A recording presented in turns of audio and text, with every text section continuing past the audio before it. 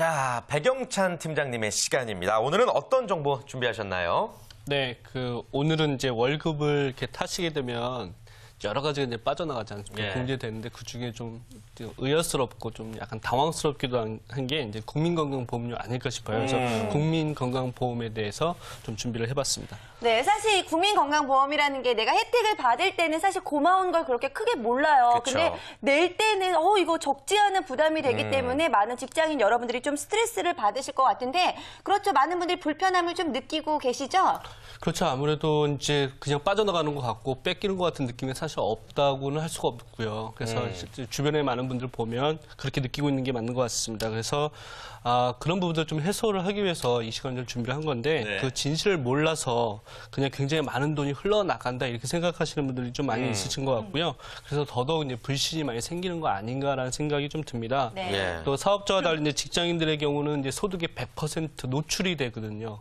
그렇지 않습니까? 그러다 그렇죠. 보니까 혜택을 받고 있기보다는 오히려 이제 불리한 조건에서 나는 내고 있다 이런 느낌들이 있는 것이 사실이 아닐까라는 생각을 합니다. 그래요. 네. 전 솔직히 말해서 이 건강보험료 때문에 정말 스트레스 많이 받거든요. 그러니까 왜냐면은 많이 내서 많이 받는 게 아니라 똑같은 돈을 버는데도 회사 다니는 제 친구는 저처럼 많이 안 내더라고요. 네. 이게 화가 나요.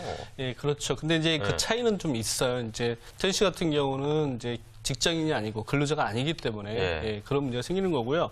이제 직장인과 사업자인 경우에는 이렇게 건강보험료 내는 구조 자체, 산출해내는 그 구조 자체가 조금 이제 다릅니다. 그래서 제가 조금 설명을 드리면 네네. 일반적으로 이제 직장인들이 이제 보험료 이제 산정하는 기준은 이제 매월 받는 보수 액이 있어요. 예. 그래서 그 보수와 보험 요율에 따라서 이제 책정이 되는데 보수 금액이 100만 원이라고 가정했을 경우에 네. 책정되는 보험료는 58,900원입니다. 그러니까 이중 그러니까 근로자의 경우에는 잘 아시겠지만 사업주와 그다음에 근로자가 각각 절반씩 50%씩 네. 분담해서 이제 보험료를 부담하게 되죠. 그래서 정리하자면 보수 월액 곱하기 보험 요율 5.89를 곱하신다고 생각하시면 되시고요. 거기에다가 이제 직장인의 경우는 이제 반반씩 나오는 보험료에 반반씩 부담하신다. 이렇게 정리를 하시면 쉽게 이해가 되실 것 같습니다. 뭐 직장인들 같은 경우에는 월 소득의 5, 6% 중에서 반은 내가 내고 반은 직장에서 내준다라고 할 수가 있을 것 같은데요. 그렇다면 소득에 따라서 좀 달라진다는 것인데 무조건 소득만 따라가게 되는 건가요? 꼭 그거는 아니고요. 다만 상당히 이렇게 연관성은 있습니다. 그래서 제가 설명을 드리면 국민건강보험에 적용되는 보수 월액이 그 직장가입자의 그 당해 연도에 받는 보수 총액이 있어요. 네. 그것을 이제 근무 월수로 나눈 금액이 보수 월액이 되는데 거기에 따른 하한선과 이제 상한선 기준이 있습니다. 그래서 하한선의 경우는 가입자의 보수 월액이 28만 원 미만일 경우에 28만 원을 적용하고요. 무조건. 반면에 상한선 같은 경우는 가입자의 보수 월액이 7,810만 원을 초과할 경우에 7,810만 원을 적용하게 됩니다. 네. 다시 정리를 하자면 이제 하한선 경우에는 보수월액 28만 원 미만일 경우는 28만 원을 적용하고 그다음에 보수월액 상한선이 가입자의 보수월액이 1,810만 원을 초과할 경우에는 7,810만 원을 적용한다. 예, 이렇게 보시면 될 것 같습니다. 보수 월액이 뭐예요? 월급 말하는 거예요? 예, 월급이라 생각하시면 됩니다. 네. 아무튼 직장 가입자에 대해서 설명을 해주셨고 사업자 같은 경우에는 어떻게 되는 겁니까? 제가 좀 화가 나는 부분에 대해서. 저도요. 보통 우리 지역가입자라고 지역. 하잖아요. 예. 지역가입자로 분류해서 이제 건강보험료를 부과를 하고 있는데 일반적으로 이제 그 지역가입자의 보험료 부과 방식은 조금 이제 다릅니다. 그래서 가입자의 소득, 그다음에 재산 정도인데요. 이제 전월세 여부라든가. 그다음에 자동차를 이제 갖고 있는데 뭐 자동차에도 등급이 있습니다. 그다음에 생활 수준이나 경제활동 참가율 정도 그런 모든 것들 이제 참조해서 이것을 이제 부가 요소별 점수를 다 합산을 합니다. 그래서 그 합산한 부가 점수에서 점수당 금액을 곱하거든요. 그래서 그렇게 나온 보험료가 나왔을 경우에 경감률을 적용해서 세대별로 이제 그 건강보험료를 부과를 하고 있습니다. 네, 뭐 결국 뭐 사업자들이 해당이 되는 지역 가입자 같은 경우에는 소득이나 뭐 여러 가지 사항들을 고려해서 책정이 된다라는 이야기인데 이것도 역시 소득별로 좀 차등이 있는 거겠죠? 네, 그렇습니다. 아무래도 이제 소득이 차지하는 이제 비중이 좀 많다 보니까요. 우선 연소득 그 500만 원 이하의 세대 경우에는 부가 요소별 점수를 합산해서 거기에 보험료가 이제 산출이 되는데 그 부가 요소가 생활 수준 및 경제활동 참가율 더하기 아까 그 재산 정도 했을 네. 때 이제 전월세 포함해서 그다음에 이제 자동차까지 포함해서 나오는 그 점수를 합산해서 거기에 부가 점수당 172.7원을 곱해서 보험료를 산출하게 됩니다.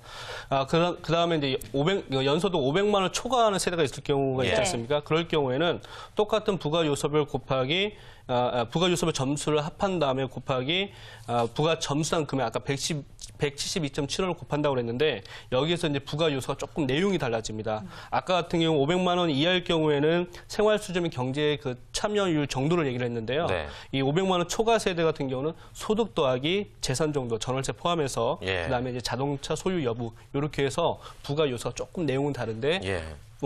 산출하는 방식은 똑같다고 보시면 될 것 같습니다. 그렇군요. 네. 아무튼 뭐 소득 기준에 따라서 확실히 달라진다는 걸 알 수가 있겠는데 그 부가 요소별 점수란 걸 우리가 어떻게 알 수 있죠? 이게 이제 제가 말씀으로 다 이제 설명을 드리고 싶은데 실제 이제 저도 뭐쭉 자료를 봤더니 네. 그 나이라든가 연령이라든가 그다음에 재산 정도 뭐 이런 것들에서 등급이 너무 세세하게 나눠져 있기 때문에 요거는 국민건강보험공단 들어가셔서 그 등급표를 조금 이렇게 살펴보시는 게 더 좋으실 것 그래야겠네요. 같습니다. 네. 예. 그리고 또 건강보험료 청구서 보면 이 장기 요양 보험료라고 나와요. 그래서 이게 도대체 언제 보장받을 수 있는 건지 이 구체적으로 이게 뭘 뜻하는 거죠? 네. 아마 요것 때문에 또 화나셨나 봐요. 그 노인 장기 그 요양보험이라는 것이 이제 노인성 질병들이 요즘 많이 생기지 않습니까? 네. 그래서 일상생활을 이제 혼자 노인분들이 수행하시기가 어려우시게 될 때 이 노년층들을 위해서 신체 활동이나 어떤 가사 활동을 지원을 하는 제도이거든요. 여기에 이제 건강 증진과 생활의 안정이라는 것을 도움하기 위해서 만들어진 건강보험료에서 합산되어서 청구되어지는 제도라고 보시면 될 것 예. 같습니다. 장기 요양 보험료 제도. 그럼 이 제도 역시도 소득에 따라서 차등 적용이 되는 건가요? 그건 아닌데요. 좀 상관성이 있습니다. 그 네. 장기 요양 보험료 같은 경우에는 소득에 따라 책정된 아까 보험료라고 그랬잖아요. 건강보험료.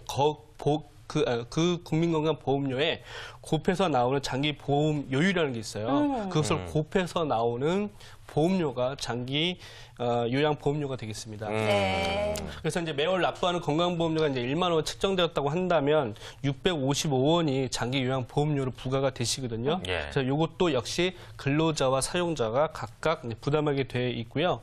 정리해서 말씀을 드리면 이제 산출 방식 자체가 장기 요양 보험료의 경우 사업자와 지역자가 모두 동일하게 적용된다라고 보시면 될 것 같습니다. 네. 그래서 이제 건강보험료 곱하기 장기 요양 보험료율 6.55%를 곱해서 장기 요양 보험료율이 나오신다라고 판단하시면 될 것 같습니다. 네. 그래요. 뭐 제가 뭐 농담처럼 많이 이거 좀 아깝다라는 얘기 했지만 그래도 우리가 또 국민의 한 사람으로서 다 함께 동참해야 된다는 의무감을 분명히 가져야 될 것 같고요. 이 건강보험료 안 내면 병원 가서 어마어마한 돈 낼 거 생각하면 또 그것도 끔찍하단 말이에요. 네, 그렇죠. 예. 그렇기 때문에 모두가 의무감을 가지고 기분 좋은 마음으로 네. 또 내야 될 것 같습니다. 자, 다음 주에도요, 역시 하우머니에서 좋은 정보들 전해드리도록 하겠습니다. 기대 많이 해주세요.